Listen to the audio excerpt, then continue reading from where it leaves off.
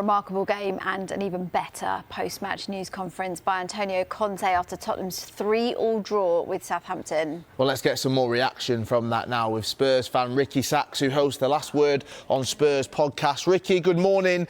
Could you quite believe what you were hearing last night in that post-match news conference?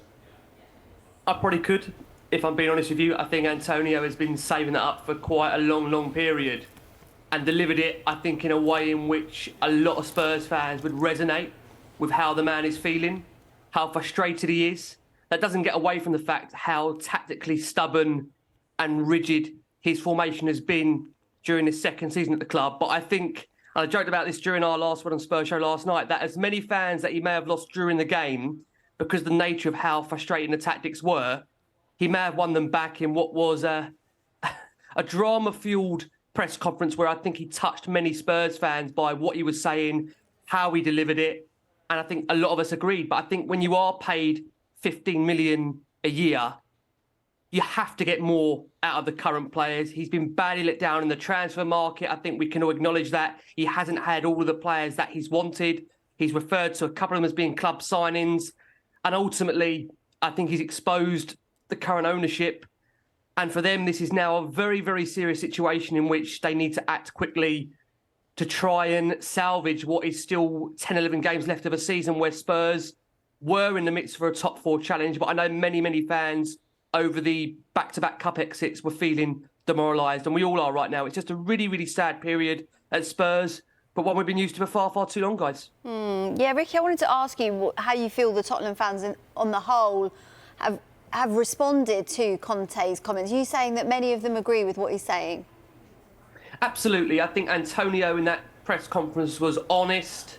He said many things. You know, a lot of these players, they've been there for the training ground. I think there is a feeling that if we saw the same impetus being displayed in terms of recruitment and on pitch, Tottenham would be right up there fighting. And don't get me wrong, look, Spurs are a club that are fighting for the top 4.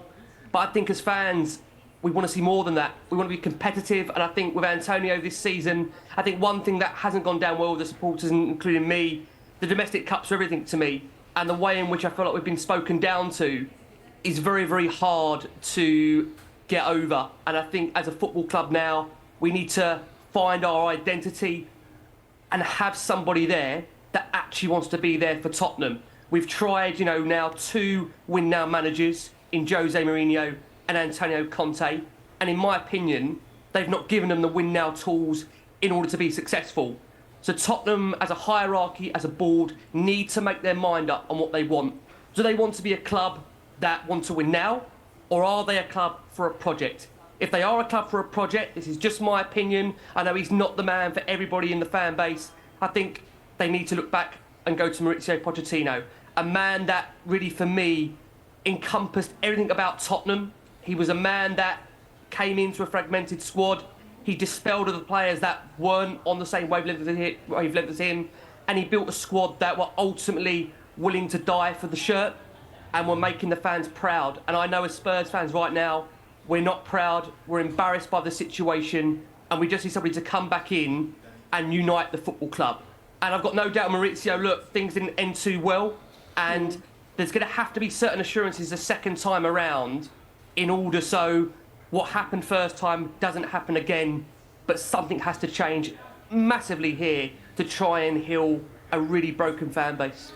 Well, the man who'll be making plenty of decisions over the next few days, few months, we'll see, is Spurs chairman Daniel Levy. He was at St Mary's yesterday. Ricky, what do you think his reaction will be to those comments from Conte last night, particularly the part where he references the fact that Spurs haven't won a trophy in such a long time? Yeah, I mean, I've seen a lot on social media actually saying that he was digging out Daniel Levy last night. What's required? And, you know, I think Spurs, as I said, they just need to make their mind up on what they want to be. If they want to be a win-now club, then you need to bring in a win-now manager and actually give him the tools to win now. If you are not prepared to do that, and you do not want to give the manager the tools right now to win, you need to go and get yourself a project manager and actually have a plan over a sustained period to be successful. I hate giving them as an example. I hate using them as an example, but you only have to look at down the road what Arsenal done with Arteta. And the many fans that thought should have been gone last season, he's had a plan, they've backed him, and Arsenal now, I hate to say this, they're on the brink of something there, and that absolutely kills me as a Spurs fan. But we need to find our identity, we need to have a plan, and we need to have one quickly. And I think now, look, we've got 2 weeks during this international break to really sort out what needs to happen. And Spurs can't allow this situation to drift.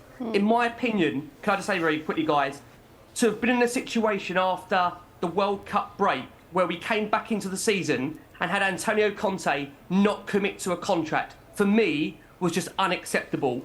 It should never have been allowed to happen like that, because ultimately there was no way the season was going to be successful. You're asking the players to give everything when the manager is not committed. And for me, from that moment onwards, I think we all feared what was going to happen for this second half of the season. Ricky, it's been really good to get your thoughts this morning. Thanks so much for joining us on the show. We'll speak to you soon. Pleasure, guys. Thank you so much for your time.